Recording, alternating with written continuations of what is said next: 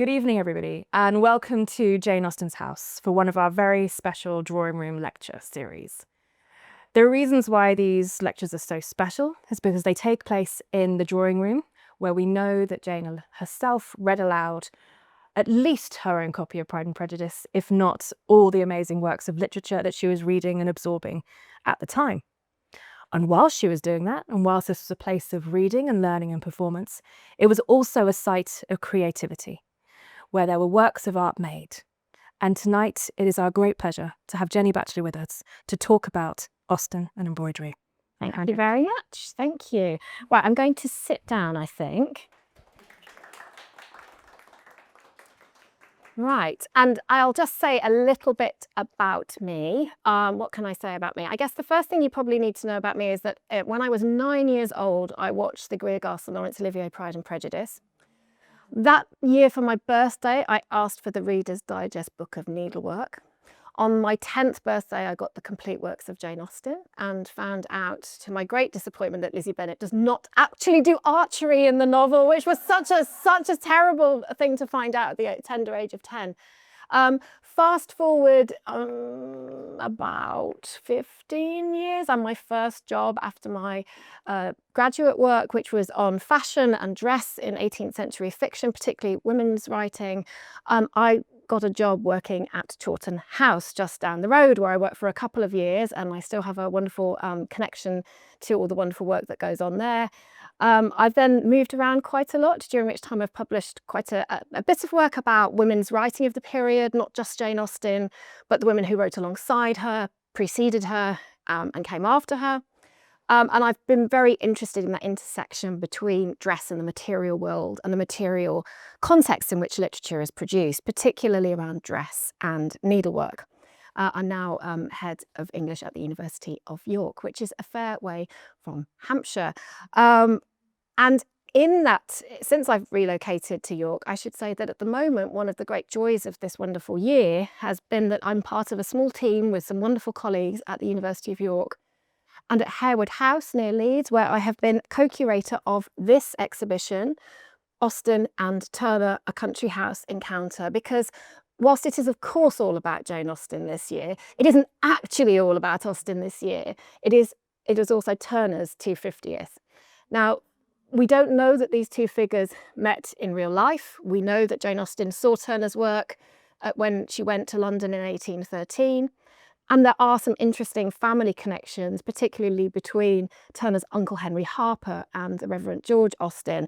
But we have staged an exhibition, which is essentially a kind of speculative encounter between these two kind of cultural icons of their day, triangulated around the country house, which plays such an interesting role in both of their art forms. So I have some catalogues if anyone would like to have a look at the end and find out a little bit more about it. It's on until the 19th of October. So if you happen to be heading up to that part of the world over the next few months, please do give it a look. I think you'll like it, not least because we have the manuscript of Sanditon as part of the exhibition. And music. And music manuscripts and Turner's watercolour set and many, many, many dozens of wonderful, wonderful, wonderful items. Anyway, I'm not talking about Turner today. It's a huge pleasure to be here today and to be part of the Emma Festival and the wider 250 celebrations. What I'm going to be talking about today are little things. Sometimes technically little things, very small things, and sometimes things that we might think of as being sort of metaphorically little, inconsequential, adjunct, maybe trivial kind of items, which is to say I'm going to be focusing on stitched accessories in Austen's life and Austen's novels. And the full title of my talk, How Do You Like My Trimming? Accessories Making and Jane Austen's Novels, as you will know, and that ripple of laughter tells me, I've borrowed a quotation from Emma, of course, for this. And that quotation comes from that moment at the Crown Inn ball when ghastly Mrs. Elton, having forgotten to bring Jane Fairfax and Miss Bates to the ball as she's supposed to have done, sends the carriage. Jane finally arrives and then, oh dear, attracts all of the attention and diverts it away from Mrs. Elton, which she cannot bear. And so Mrs. Elton asks the assembled crowd, how do you like my gown? How do you like my trimming? How has Wright done my hair? Mrs. Elton, as we know, has absolutely no filter. She's got even less by way of self-awareness, because the next thing she then goes on to say is that nobody can think less of dress than I do. I mean, her behaviour would suggest otherwise, but she claims that she just wants her appearance to be complimented because she thinks, in all of her glorious narcissism, that this ball has been called in her honour, and therefore if she's complimented, it will reflect on the Westons.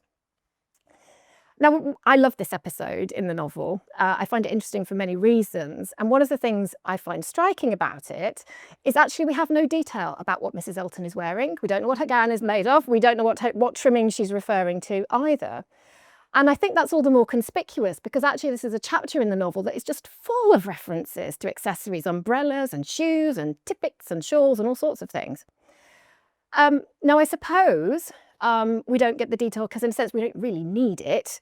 The point is pretty clear. Mrs. Elton is vain and she's rather self-absorbed, isn't she? But there are two, I suppose, bigger points that are writ large by this question that Mrs. Elton puts out to the assembled masses. I suppose one of the things that we start to realise at this point in the novel is that because she's so absolutely obsessed in what other people think about her, and these sort of material surfaces, what Mrs. Elton can't see is exactly what's happening right in front of her at the Crown Inn ball, which is that Frank Churchill is like positively vibrating in agitation around Jane Fairfax, and this is completely lost on Mrs. Elton. The other thing it sort of points out, I guess, is that Emma, who can't abide anybody else trying to make themselves the centre of attention, also starts to fixate on Mrs. Elton and this question. And she too can't see what's happening with Frank Churchill and Jane Fairfax. It's all rather interesting. So although Emma is clearly much more refined in manner and appearance than Mrs. Elton, in a sense, what for me this passage underlines is also that Emma is every bit as vain and self-absorbed as Mrs. Elton.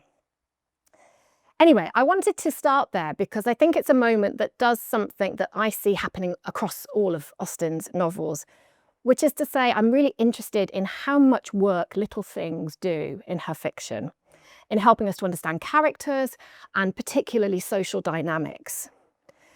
And sometimes when Jane Austen resorts to this technique, she does it by giving us, as in this example, as I say, very little by way of actual specific detail. She tells us just as much as we need to know to come to an appropriate conclusion about what's going on, and no more, no less.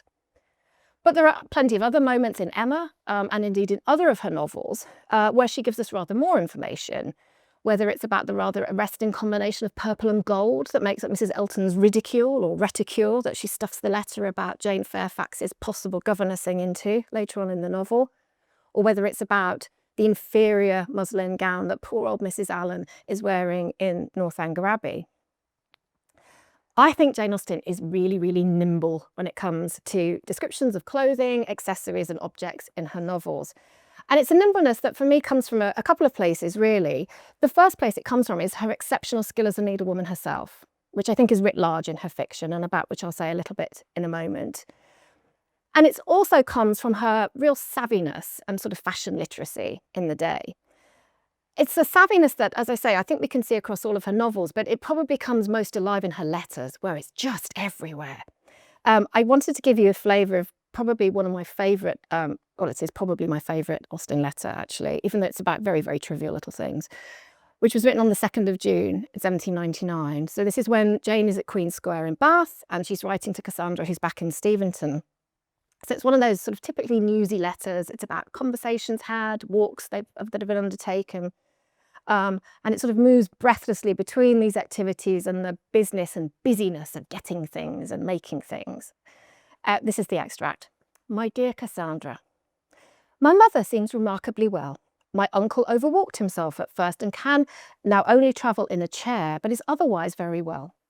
My cloak has come home, and here follows the pattern of its lace. And if you look in modern editions of Austen's letters, what you'll see is there is usually a manuscript drawing of this wonderful little floral emblem which runs along the trimming of the cloak.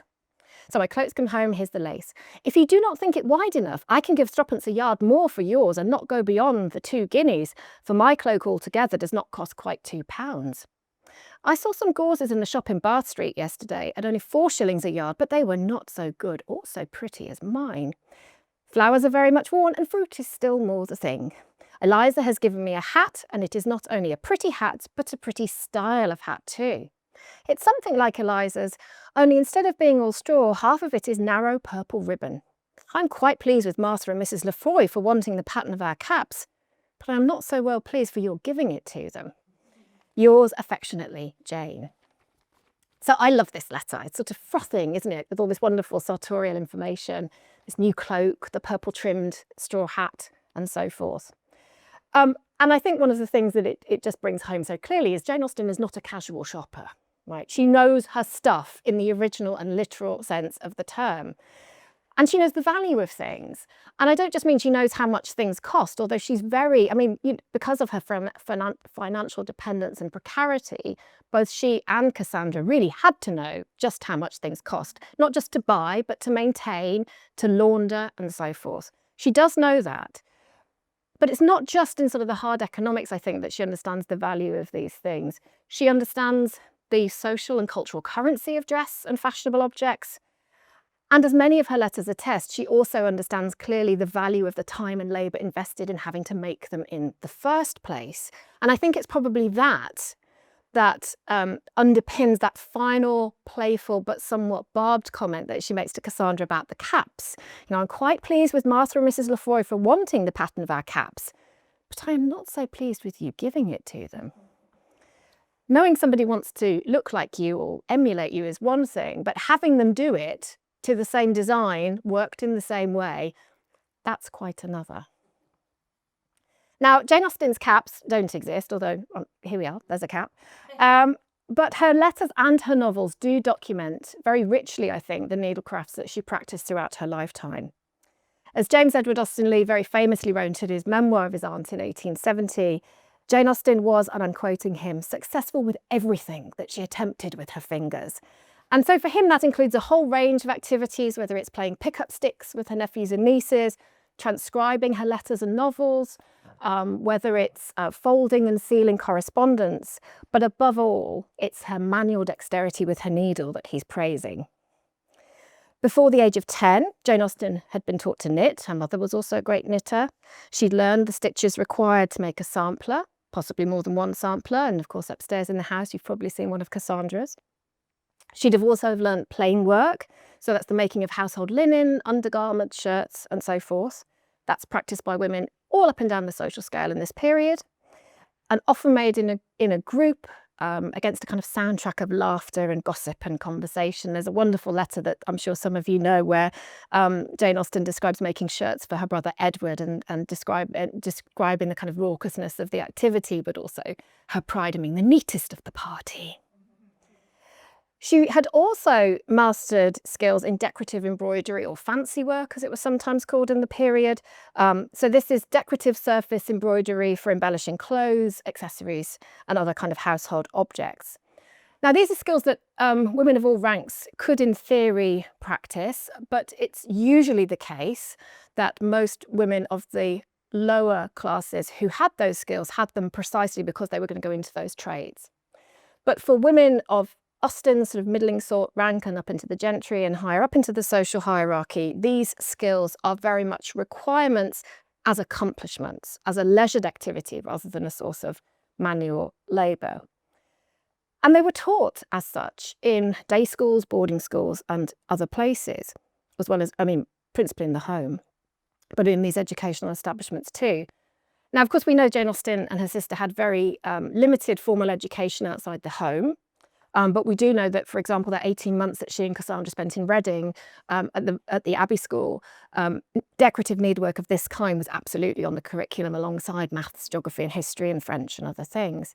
And of course, we have a wonderful example, don't we, in Sense and Sensibility of Charlotte Palmer, who spends 7 years at some great school in town, at the end of which she has a landscape in coloured silks, a stitched picture to show for herself, although arguably, at least the narrator wants us to believe, very little else to show for herself after those 7 years. But she's got the stitch picture and it's above the mantelpiece and everybody's looking at it. Okay, so these are activities then for these kind of crafts, these skills, were a very desirable way for women of the middling ranks and above to occupy their leisure hours. And make no mistake, women at this time, women of Austen's class, often spent dozens of hours a week, sometimes more than that, engaged in needlework. whether it was making cravats for their spouses, brothers, or husbands, spouses, brothers, other male relatives, whether they were making covers for chairs or beds or wall hangings, or flowering decorative muslin aprons for themselves or as gifts for family members or friends. And if you want to get a flavour for this, you do well to look at things like Ellen Wheaton, the Lancashire governess, who in her diaries and letters talks about all sorts of projects. And if you track them over time, you can see kind of roughly how long these things took. Or wonderful Anna Larpent, who's a very extraordinary woman, very, very well educated, extraordinarily literate. I don't know how on earth this woman actually got to sleep, because she managed her household. She helped her husband as he was trying to decide which plays would make it to the stage or not, and also was doing needlework pretty much every evening. There's one apron that she embroiders for her sister, which takes her about 6 to 9 months. The Reverend James Fordyce, whose hugely popular and much reprinted sermons to young women Lydia Bennet rejects in no uncertain terms in Pride and Prejudice, recommended silk shading or needle painting as one of the finest antidotes to want of occupation in women. He goes on to say that the trouble that women face is that, you know, their mind is prey to every snare, but needlework can save them. Needlework's the thing that can save them. Now, it's important to say, not all women agreed. Some, like Mary Wollstonecraft, railed against this cultural expectation that women had to just keep their hands busy, especially for Mary Wollstonecraft, when keeping your hands busy came at the expense of cultivating your mind. But Jane Austen is somebody I always think of as having a kind of pen in one hand and a needle in the other. There's a wonderful anecdote that is told by one of her nieces, Marianne Knight, of sitting by the fire at Godmersham in Kent, by the fireside, working quietly at their needle, before Jane Austen bursts out laughing, dashes to the table, picks up a pen, scribbles something down, goes back to the fireplace and starts sewing all over again. Pen in one hand, needle in the other. Now, according to James Edward Austen Lee, Jane Austen was especially excellent, that's his word, at the satin stitch. And had she lived longer, he said, she would have put a sewing machine to shame. And we don't have to take him on trust, because as anybody who's been in the house here will know, we have some surviving examples of Jane Austen's needlework. That includes the wonderful medallion quilt. We also have, well, it's not here, but there is also a work bag that she created, that she made for her friend and future sister-in-law, Mary Lloyd, into which she put a short poem, again, pen, needle, together, very nice. There's the lovely linen monogrammed handkerchief for Cassandra that she made, and the white-worked Indian muslin shawl, which you can see upstairs as well with the crosses, which is believed to have been made by Austen and is almost entirely done actually in satin stitch. So these artefacts all really showcase just how excellent Jane Austen was with her needles. They're rare survivals from a lifetime that was just filled with sewing, mending, upcycling, as we would call it now, of various kinds, and many different projects that are mentioned in various of her letters. Not just her own making and her own needlework, but that of her friends, her family members, and so forth. To caps, garters, netting purses, work bags, veils, even shoes, embroidered shoes. If the Austen women embroidered large objects like gown lengths or waistcoat fronts, which you'd then take to have professionally kind of made up into the full garment, they don't describe that in their letters, but there were many women at the time who did that kind of needlework in the home.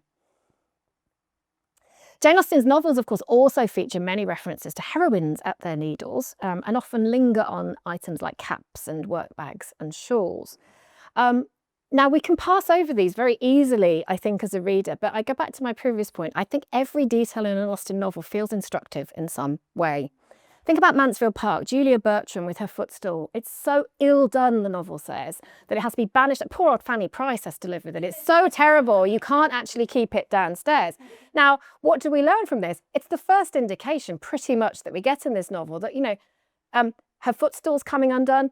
Julia Bertram's going to come undone in this novel, right? It's not that clever a metaphor in some ways. And of course, you know, one of the reasons why Julia Bertram is so terrible at her needlework is because whose daughter is she? I mean, Lady Bertram sat on her sofa, turn this around, creating works of little use and no beauty. Again, you know, what quicker shorthand way do we need as readers to get a really good entry point to Lady Bertram's character? She's just as useless as the needlework that she produces. Accessories tell tales in Austen's novels about the maker and sometimes also about the observer. So one example that I always find very amusing in Emma is those new caps and work bags that Jane Fairfax makes that are paraded by Miss Bates and which Emma Woodhouse encounters as offences. They're offences to her, the sight of these caps and work bags. Now, it's quite clear because Jane Fairfax is more accomplished, really, in some ways than Emma's ever going to be. She's not offended because they're badly made, like Julia Bertram's footstool. She's offended because it points out her own defects. Right? What she's seeing is a sort of mirror to herself. So there's this wonderful sort of way in which accessories can work in lots of different ways to tell us things. Anyway, what I want to do in the rest of the time I have is to do two things, really. I want to take my lead from some of the objects that we know Jane Austen made, some of which are in this house, to talk a little bit about how they were made and their context. And I do that partly because I just find that intrinsically interesting. But as I said earlier, Jane Austen knew her stuff and she thought her readers did too. And I want to kind of reconstruct a little bit of that for us, although I'm sure this is a very knowledgeable audience. And then what I want to do in the final couple of minutes is then sort of telescope back out again to Emma and another example from that novel where I think little things are doing a lot of heavy lifting and work in her novel. And I'm doing all of this really with one objective in mind, which is I hope you never read a Jane Austen novel again without thinking about the little things. Okay, that's my goal. If I even persuade some of you, job's done. Okay, so I'm going to talk about caps since we had that example of the cap in that lovely letter from 1799. So as you'll all know, caps were very, very widely worn in Jane Austen's lifetime. So outside, you'd wear them under bonnets and hats. Indoors, girls would wear them, older women, married women would wear them. And her novels are full of caps made of silk, crepe, satin. Those are ones that would typically be decorated in coloured threads with lace or trimming, ribbons, feathers and other things. I mean, even fruit and flowers, as we heard about. I mean, can you imagine when they went off? Anyway.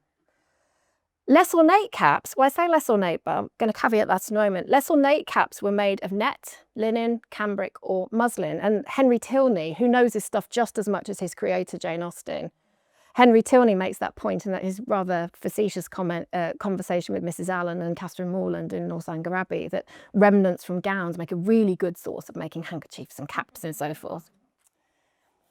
Caps were also incredibly useful, as Jane Austen wryly noted in a letter that she wrote in December of 1798, for saving women a world of torment as to hairdressing. If you don't want to spend ages curling your hair with irons that could really do you a mischief, there's always a cap that can cover it up. How wonderful. Caps could be really beautiful, stunning and fashionable objects. They were also very much utilitarian, and the kind of white caps that you can see an example of there might look quite simple, but some of the designs for embroidering these little things in the house are really extraordinarily intricate. Scrolling kind of floral designs with a sort of medallion and around the edges. Embroidering a cap could take you an awfully long time, actually. So they're very useful, they might look very simple, but in fact they could be incredibly intricate, partly because what they were trying to do was to emulate those professionally made bobbin lace designs that were also available commercially at this time. Interestingly, all girls and women, really in Austen's time, were expected to be able to make their own caps, even if they had the means to purchase them. Writing in June 1825, the governess Ellen Wheaton lamented that she'd never been rich enough to employ other women to make up or repair her gowns and accessories, but nonetheless felt that all women, even the wealthy who could employ other women to make their stuff, should be trained up in these essential tasks. She wrote, "I do not look upon it as a merit for any young person to make her own dresses, bonnets, shoes or lace if she be rich. You should give the work to women who need the work, right? But I do consider it a merit that she should be able to make them." And going back to that example I just gave about the caps and work bags in Emma, I think it's not only, as I said, jealousy, but the fact that the skill of cap making, was so universal, it makes Emma Woodhouse so very, very irritated when she's forced to see those exhibitions of new caps and work bags by the brilliantly accomplished Jane Fairfax for Mrs. and Miss Bates in Emma. Now, we don't know where Jane Fairfax, or for that matter where Jane Austen and her sister Cassandra, got the patterns for their caps. But I did just want to say a little bit about how women actually went about doing the kind of decorative needlework that I'm talking about here. Some women copied embroidery patterns from objects they saw. So remember that example I gave you from the Bath letter, you know, with that lovely drawing that Austen does and sends to Cassandra of what the trimming looks like on the cape. Often you'll see what look like doodles in women's letters of this period in the margins. You think, what on earth are they scribbling there? And sometimes, you know, you'll see this in many letters of this period. It's women trading designs, trading little things in the margin that they could then use to make up objects or, you know, trim a gown or whatever. So that's one way of circulating designs. Another way is to buy commercially produced patterns, which are really becoming much more widely available by the time Jane Austen is writing. So you could go and buy, rather like you can today, you could go and buy a large pattern, sheet pattern, either from a pattern drawer or from a haberdasher's or milliner's in this period. The trouble is they're not terribly accessible in terms of price for much of this period, but more economical options come along the way, particularly with the introduction of women's magazines from the 1770s onwards. The most successful of these, which was a monthly periodical called the Ladies' Magazine, or Entertaining Companion for the Fair Sex, which runs from 1770 to 1832, included a pull-out needlework pattern, sometimes with more than one design on it, for its first 50 years of publication. And because that magazine only cost 6p an issue for its first 30 years, you'd get 50 pages of a magazine, all this wonderful fiction, news, travel writing, biographies, crime, you name it, it's in it. But you get the kind of the pattern as a sort of a freebie. So this is a much more economical way of getting these patterns. Interestingly, none of those patterns have any instructions with them whatsoever. All you get is the design, because the expectation is that girls and women just know what to do with these designs. The Austen's cap pattern might well have come from such a periodical, and my pet hope, I suppose, I can't say my pet project or my pet belief because I don't have any evidence, but my hope is that Austen's cap pattern may indeed have come from the Ladies' Magazine. We know it was a magazine that she read, not least because she borrowed character names, plots, and even the title of Sense and Sensibility from it. Okay, that's caps. I'm going to move on to work bags since we know Jane Austen made one of those. And as they say on Blue Peter, here's one I made earlier. Okay, so like Jane Fairfax, Jane Austen made at least one work bag. That's the one for Mary Lloyd that I mentioned earlier. So work bags like this so this is sort of pretty typical. This is embroidered in ribbon. This is a ribbon shaded work bag, which I made using a pattern from the Ladies' Magazine from the late 1770s. I did it a few weeks ago. It's my first attempt at ribbon embroidery, so I'm not too disappointed with how it turned out. Oops, excuse me. So work bags were either square or rectangular, and they had to be quite large because they had to fit quite a lot of different things into them. There's an 1814 letter from Jane Austen where she talks about her own work bag and how it's full of Irish, as in it's full of material Irish linen. Work bags would also have included other things. Let's see what's in mine. I can't remember what I've actually put in it. Okay, this is pretty typical. It would have things like needle cases. Here's one also I made earlier. That's not, the style is 18th century, the embroidery's not, but anyway, you got that. You would have had things in them like, I don't know, I made these two, pin cushions. These are also from designs from the period. Pin cushions. I've got a hoop in mine. I've also got, as Austen's work bag would have had in it, my trusty pair of scissors. So they're functional in design and simple in construction. Embroidery designs for decorating work bags were some of the most ornate of the period. They commonly featured like this, either a sort of basket or a vase or an urn with flowers coming out of it, often much more intricate than I've been able to achieve here. Or indeed, they sometimes had sort of a medallion figure with a wonderful kind of frame of a pretty ornate kind. Sometimes they were covered in metallic threads, trimmed with spangles and sequins, or even lace. Other needlework items in this period included pincushions, you've seen mine in there, and needle cases.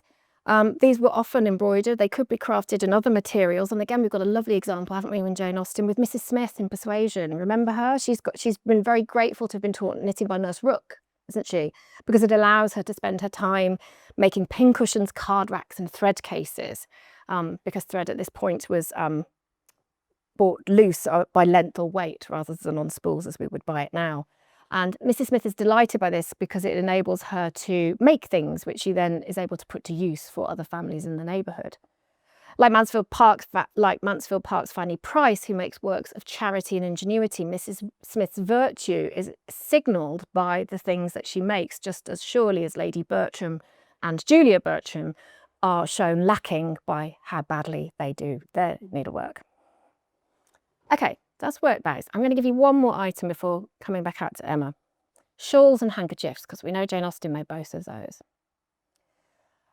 Dress fabrics, as we all know, were quite light by the time we get to Jane Austen's day. And so shawls were a very essential piece of kit in terms of warding off the cold. Do you remember what cold was? It seems like it was a very long time ago. I remember what cold was. Anyway, and shawls were worn indoors and indeed outdoors too. Again, you'll have seen some wonderful examples of this in this house. Patterned wool cashmere shawls imported from India were particularly coveted by British women during Austen's lifetime. They surface, of course, in Mansfield Park when Lady Bertram expresses her wish that Fanny's naval brother William might go to the East Indies so that he can bring her back not one but two. Another thing that tells us an awful lot about Lady Bertram. One is not enough. I mean, these things took like a year to make. What is she talking about? The reference in Jane Austen's most globally aware novel, like the conversation Henry Tilney has with Mrs. Allen about British versus Indian muslins in Northanger Abbey, shows just how key, part of this fashion literacy that I was talking about earlier. You know, Jane Austen is very, very keyed into the global context in which British fashion was implicated, and the ways in which imported goods and fashions from the British colonies were sort of domesticated in that way. Okay, so that's cashmere shawls. Muslin and silk rectangular shawls or triangular fichus were popular alternatives to these Indian or woolen wraps, or indeed their British equivalents. They were a bit less useful, it has to be said, in guarding against the elements. This is something Mr. Woodhouse points out. Poor old Mr. Woodhouse is always looking out for everybody's health, isn't he? When he's looking at the portrait of Harriet Smith that shows the young woman sitting out of doors with only a little shawl over her shoulders and seeming about to catch cold. Oh, you've got to love Mr. Woodhouse. Decorative shawls of the kind that Harriet wears were often exquisitely embellished in coloured silks or white work with very delicate borders, fillings and whipped scalloped or sometimes zigzag edges. Often using the same designs that women would also be using to decorate aprons and veils in this period. In fact, if you look at the embroidery patterns that I was talking about a moment ago in magazines, the most popular patterns for things to make in the home are all for shawls, aprons, veils. And of course, the finest surviving needlework item that we have that has been attributed to Jane Austen is that Indian whitework muslin shawl that you'll have seen upstairs with that lovely narrow border of diamond link crosses. We don't know for sure, I probably shouldn't say that here, but we don't know for sure, they do say it clearly upstairs, that Jane Austen made it. But if she did, it absolutely proves James Edward Austen Leigh's point about just how excellent at the satin stitch Jane Austen was. When you look at the if any of you sew, and I'm betting at least some of you do, I cannot imagine working so finely on a grounding material that is so sheer. It's really, really hard to work on. Working on this stuff, working on linen, is really easy and very forgiving. That fabric is not in the least bit forgiving. You can prick it, you can puncture it, you can tear it with just one stitch out of place. It's just exquisite. She really would have put a sewing machine to shame, right? Anyway, I've given you, after my little deep dive into some of the things that we know Jane Austen made and some of their context, I'm going to take us back out again, come up for air, to offer some further thoughts on that point that I was making at the beginning about all this work I think stitched objects are doing in Jane Austen's novels. And this is the Emma Festival, so let's stick with Emma. Accessories again always take us back to this rivalry between Emma and Jane. And I want to think back to that moment where Emma is imagining her future and she's talking to Harriet Smith. And you'll remember that Harriet Smith cries out in disbelief when Emma tells her that she's convinced that she's going to remain unmarried. Harriet clearly thinks this is a terrible and terrifying prospect. But Emma says, no, it's not that at all, because she has wealth and she has independent resources. And that doesn't just mean money, that means skills. As a woman in her 40s and 50s, Emma says, women's usual occupations of eye and hand and mind will be open to me. If I draw less, I shall read more. If I give up music, I shall take up carpet work. I shall be very well off with all the children of a sister I love so much to care about. That sounds perfect to me. Anyway, it's probably a bit too autobiographical. I do have 2 children too.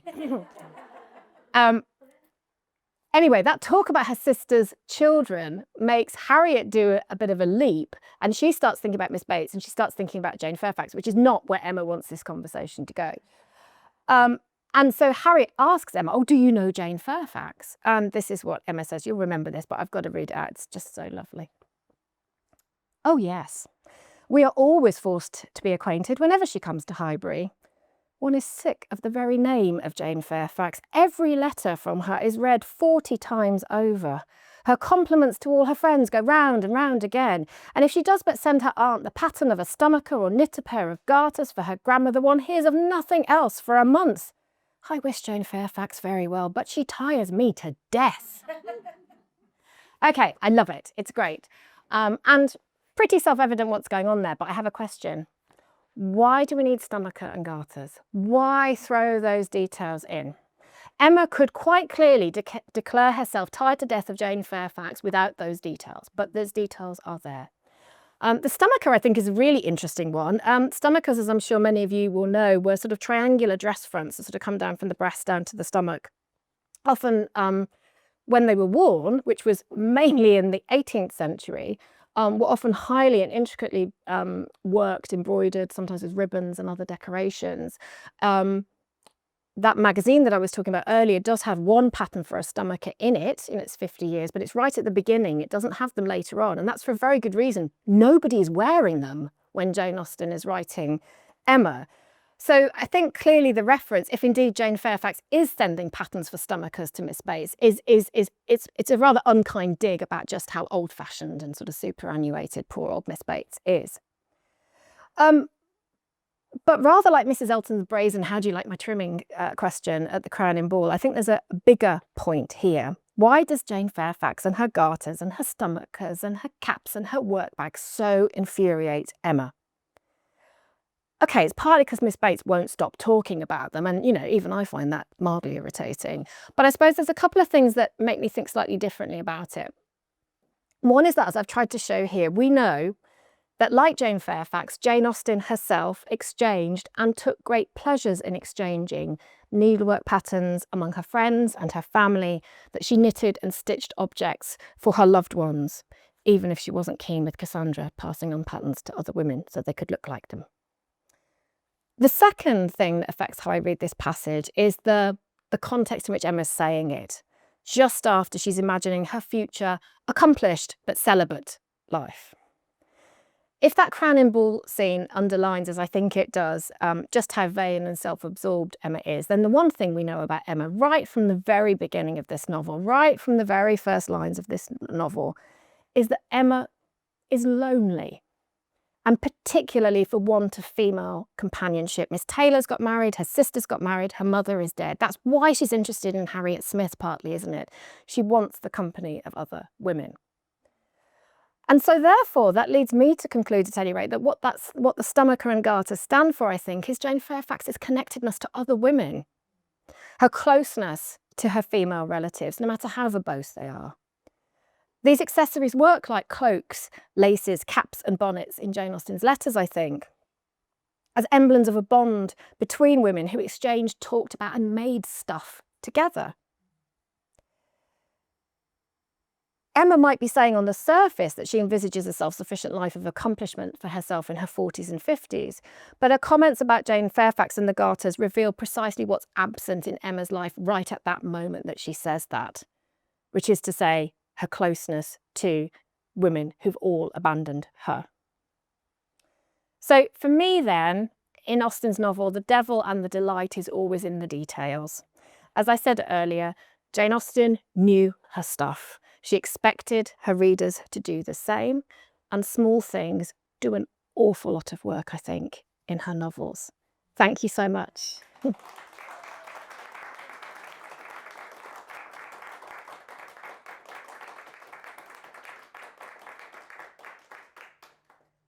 And I have time for questions because I actually spoke to time for once, which is wonderful. Gillian. Hello. Hello. That's fantastic. You know the scene in Sense and Sensibility when Edward comes back and sort of admits The scissors. the scissors and the sheath. Yeah. What would the sheath have been? Oh! That he cut to bits. Well, if you had my embroidery book, Gillian, you'd be able to make yourself one. What sort of damage was he doing? You know. Well, he's cutting up the thing that's supposed to protect the scissors. So, But somebody spent hours and hours making it. yeah, I mean, they are very, I mean, you can imagine since embroidery scissors, she's going to reach in a very inelegant way and try and get mine out. Actually, they don't take an awful lot of time because if you imagine embroidery scissors being this big, this is kind of typical, most of them would sort of be just 2 or 3 inches in length and would have you can't fit much on them. And so actually the amount of work on them wouldn't necessarily have been huge. Nevertheless, if Edward Ferrars, I mean, honestly, if I met Edward Ferrars, it wouldn't end well anyway. But if Edward Ferrars came along and started cutting up something I'd made, I wouldn't have married him. But that's an extraordinary moment, isn't it? Because, I mean, the Dashwood sisters are probably 2 of the most accomplished of all of Austen's heroines, aren't they? I mean, the drawing, the painting, I mean, Eleanor in particular, Marianne and her music, as you well know as well. So that sort of weirdly absent-mindedly destructive moment, which is supposed to clearly, you know, indicate all the things that are going on in his head that he can't actually say at that moment, which in some ways is quite sweet. In another way, I find really unsettling, and I can't imagine Jane Austen would have not found it somewhat unsettling too, given, as I say, how much I think she was very attuned to the time and labour invested in these things. Yeah. Yeah, you think Eleanor might have kind of gently when she's okay, trimming some of this. Although walking up to a man with scissors in his hands, I mean, this was really strange.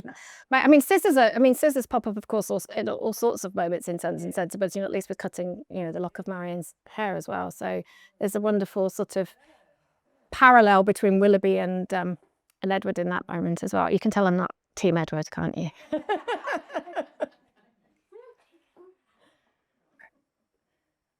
Do any of you make things, by the way? Just do we have any sewers in the audience? Oh, we do. Okay.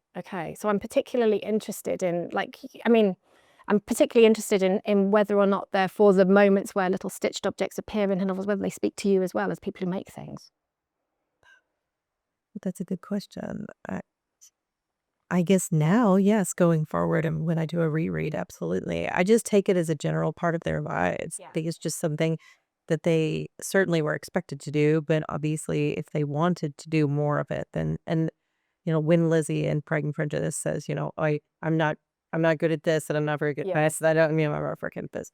And I can understand not wanting to brag and say, oh yes, I'm absolutely amazing at this, and then have to show it to someone and say like, oh, what? Yes. Be judged, Yes. especially against someone like Jane Fairfax. Yes, and that does happen a lot in Austen's novels as well, where their work gets judged in that way. Whether it's Eleanor's fire screens and Mrs. Ferrars being delighted to say how absolutely wonderful they are until she knows Eleanor's made them, when she retracts everything immediately. Or poor old Fanny Price, who's sort of excruciatingly sort of looked at. I'm sorry, there was a question at the back that I... Yeah, mine was, I mean, I know you said it's Emma, whatever, but in Pride and Prejudice, I always have loved when Lydia's been shopping and they get hideous hats. Yes. And they're like, we'll remake them. But was embroidery, I guess I've never looked into, was embroidery much of a part of hat making as well? Because hats were such a thing on top, and then all the little bits and bobs, like... Yes, well, I mean, certainly, and so there's all sorts of, yes, there's a lot of domestic embroidery of headwear in this period. I mean, most hats you would, I mean, in terms of adapting something, you bought, that would mainly be about the trimmings and so forth. And there are lots of moments in Austen's letters where she talks about, changing the trimmings. And if you've got things like fruit and flowers, you need to update the trimmings, because this is not really made for longevity in that way. Where most of the headwear that's embroidered in the home, the kinds of headwear that's mostly embroidered in the home in this period is, as I've sort of suggested, it's around the caps, which could, as I said, and you get wonderful patterns at this time, not just for adult women's hats, caps and bonnets of different kinds, but for children. I mean, there are lots for children as well. So the idea, that even they could be highly decorated and lovingly so. Some of the sets of patterns that I've seen from this period often will have a baby's or a young child's cap and a blanket, or a kind of like a valance for their crib, for instance, and you would have them in matching designs sometimes as well that you would work on. So yes, I mean, there's a difference between sort of trimmings, although there are some trimmings that you can also decorate. So you can paint ribbons, and there are wonderful patterns for this. You can paint ribbons. I've got a lovely one at home in a magazine, which is not the ladies' magazine, it's another, but it's for ribbons that you could wear in your hair or as a sash, or you could put around a hat, and it's bees and Regency feathers alternating. It's absolutely, it's very Bridgerton. Well, I mean, you'd have to. I mean, there are all sorts of recipes that you can get at this time for painting ribbons. There's a wonderful book. If you want to get a recipe, I can't tell you it off the top of my head, but there's a wonderful woman whose name is Hannah Robertson, who writes a fabulous work in the 1760s, and that gets reprinted many, many times, and it's called The Young Ladies' School of Arts. You can find it on Internet Archive. Don't look at the first edition if you go on Internet Archive, because the reproduction is ghastly and you won't be able to see anything. But there's one from the 1770s, which is, I think, the 4th edition, which she published when she moved to York. And that has recipes in it for painting ribbons, and also tells you what you then need to do to, of course, stop the paint from running. So there's all sorts of sort of varnishes and things that you then have to put on over the top, because otherwise you're going to look like some kind of ghastly mess when you go out and it rains and your ribbon runs. But there are recipes that are available for that at the time. Yeah, it's quite extraordinary. And sometimes you can use the same, Robertson explains that sometimes you can use the same dyes and mixes for paints for doing that kind of work as you could adapt them also for doing watercolors, or indeed for dyeing threads and so forth. So there's lots of, or indeed, again, this is from Sense and Sensibility, but of course Lucy Steele doing her filigree work for that annoying little spoilt brat Anna Maria. I mean, I know I'm an audience of one. I'm quite fond of Lucy Steele, but I think I'm partly fond of her because of that ghastly moment where she's made to stay up really, really late to finish this blooming work basket of filigree by candlelight. I mean, how awful would this be for her eyes? But Eleanor helps her with cutting the papers and so forth. But Robertson, in that book I've just mentioned, gives you recipes for how you would stain paper for coloured filigree work and so forth. So there are these manuals you can buy to tell you how to do this stuff. Yes. Yeah. Would it ever at the time have been considered a fine ladylike craft to make entire gowns, or was that more workmen? No, yes, but you would normally not be involved in every aspect of it. So you might do the embroidery, but not the construction. So you'd embroider a gownlet and then take it to a dressmaker to be made up. I mean, it is a lot of work. And if we think about sort of that sort of typical sort of sprigged muslin design, and you think of a single sprig and you think, oh, that's fine. I mean, like, I've probably got one in here because I'm always doing them. Right, here's a sprig. This is a dress pattern from 1796. I've done one.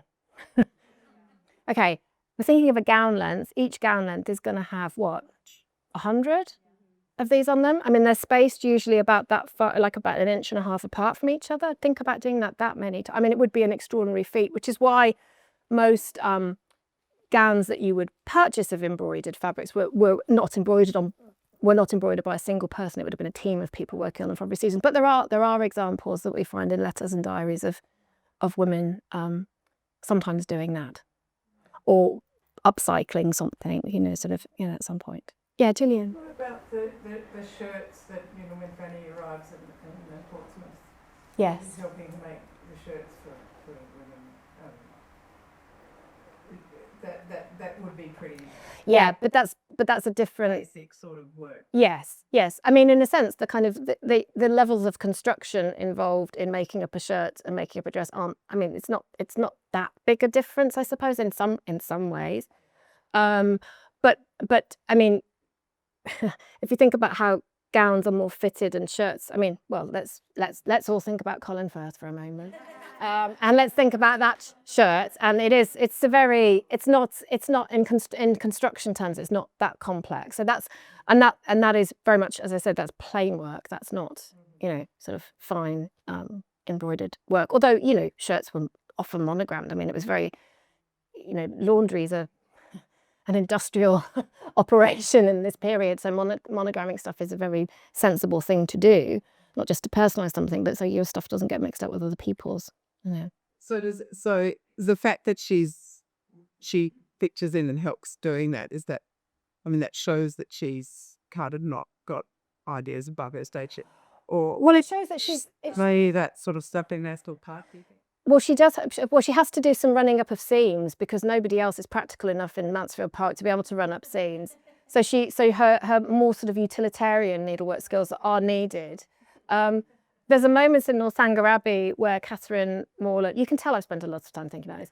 There's a moment in Northanger Abbey where poor old Catherine Morland is really criticised because she's not doing that kind of work. She neglects to make her brother's cravats because she's having too good a time in Bath and with all those Gothic novels, So actually, being able to do that is certainly in that novel is presented to her by her mother as a virtue and just sort of part of being part of a family in that time. And it's something that Catherine is neglecting while she's running off and having exciting rides with horrible old John Thorpe and so forth.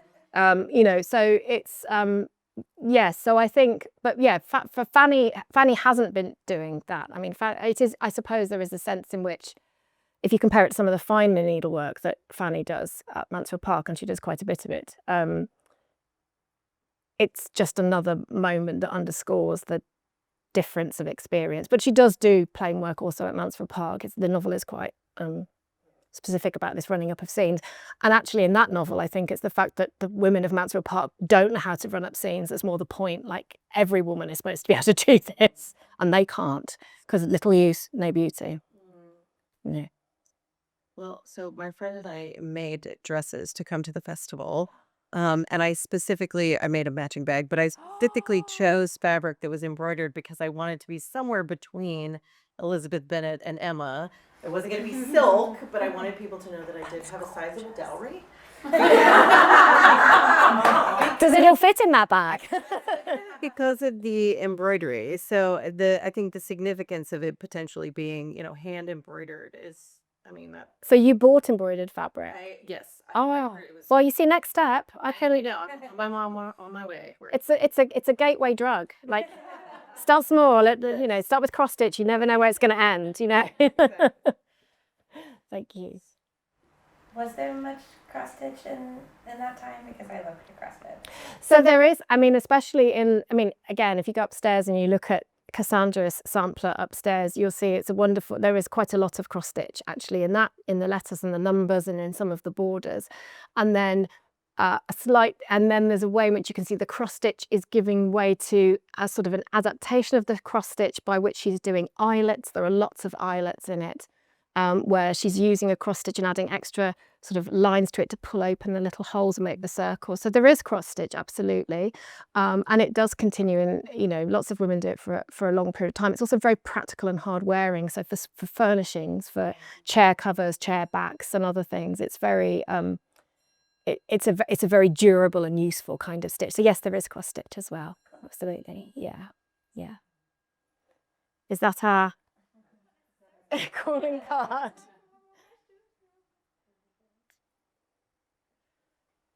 Well, one thing I will just say in a sort of slightly shameless way is, if you are interested in some of the designs that I've talked about, one of the things I've been doing over the last, I don't know how many years, is I've been collecting embroidery designs from this period. As I said, they don't come with instructions. And so what that means is you need to have a little bit of or some of us will need a little bit of help in terms of knowing what to do with them. A wonderful, very, very, very skilled needlewoman once said to me, well, the trouble is with these designs of yours is, and they're not mine, but these designs of yours is that they're like looking at the photograph of a finished recipe in a recipe book without having the ingredients and methods list. And actually it was that one comment that led me to use some of the patterns that I'd collected, and I've got several hundred now. I only had a few at that point in time, but I worked with somebody who's a much better needlewoman than I am, a wonderful embroiderer called Alison Larkin, to produce a book which is called Jane Austen Embroidery, where I've got 15 projects from patterns from this period which have been adapted. And if Gillian wants to do so, she can make a scissors case in that book, because there is a pattern. Just don't cut it up like Edward Ferrars, because I'll be very sad. But yes, this is the book, and this wonderful stitched cover that Alison created. It takes little bits of motifs from several of the patterns in the book in a sort of original design, which she has finished but is unfinished on the cover.